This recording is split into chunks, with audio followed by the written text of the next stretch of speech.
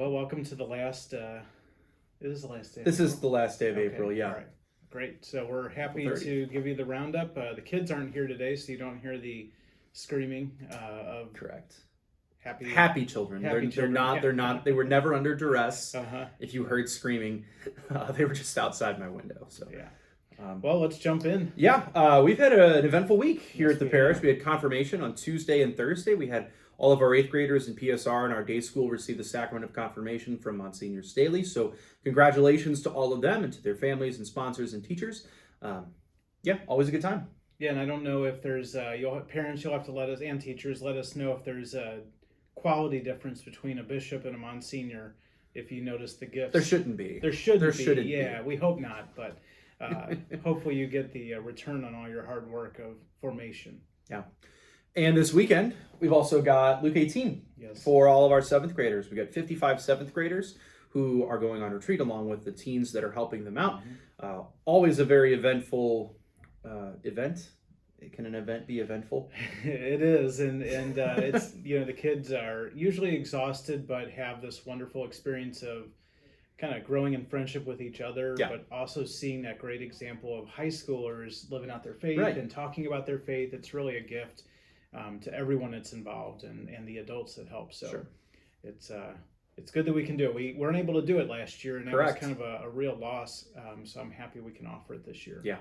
Yeah, so that'll be going on all throughout the weekend. And at the same time as all that's going on, we have our men's Acts retreat. We've got our team members and retreatants that are at Palatine Retreat Center. You had Mass for them earlier today. I've got Mass bright and early with them tomorrow. So pray for them as they're on retreat, hopefully growing in greater intimacy in their relationship with God. A lot going on. There is. This is like everything packed into one weekend, it feels like.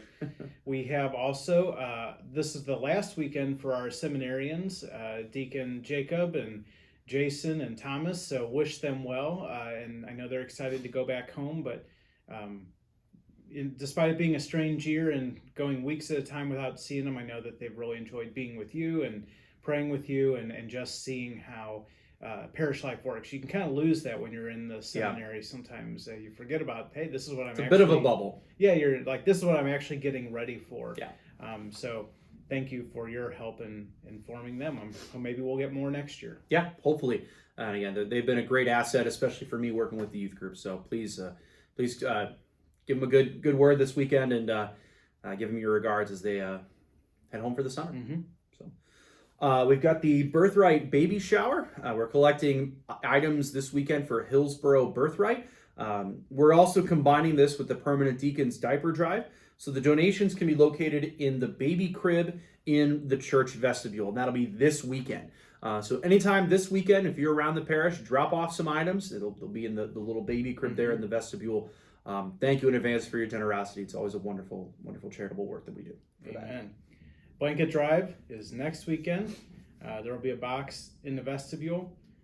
Let's see here. This is for an Eagle Scout thing. I was trying to remember what this was. Noah Davison at CBC is working on his Eagle Scout project, and he's collecting new or gently used blankets for the Ferguson Warming Center. Yeah. So hopefully you can be generous to that too if you're able. And next week we also have our Girl Scout bake sale. That'll be on Sunday from 8 to noon. It's Mother's Day weekend. So if you didn't know Mother's Day was coming up, you should maybe get something for your mom. I need to work on that for my mom. Yeah. Isn't a hug enough? Well, yeah, but I'm going to be seeing her later tonight. Okay. So it'll at least remind me to get mom something good for Mother's Day next weekend. But that Girl Scout bake sale will be next Sunday, 8 a.m. to noon. And they're working on their Bronze Award project by creating a free little library at Incarnate Word.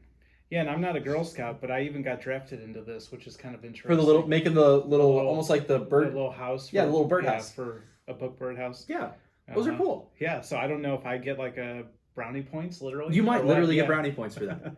We'll see. Yeah. Let's see. Baptisms. We had Carter James at Chambly. Chambliss. Sorry, there's a golfer named. We don't say anything. There's a golfer named Brandel Chambly whose name is spelled exactly like that. So I apologize. Son of Tim and Laura. Congratulations to him and entering into the church. And this past Saturday, Nicholas Scholl and Marie Overman Yes, they had their wedding. A wonderful celebration. Yeah, and we also pray for the repose of the soul of Carol McClurkin of our parish. So that's what's going on. That's what's going on at the parish this weekend. It's you're getting your money's worth out of your priest these days. You are. Well, you know, it's almost like the horse with the sway back.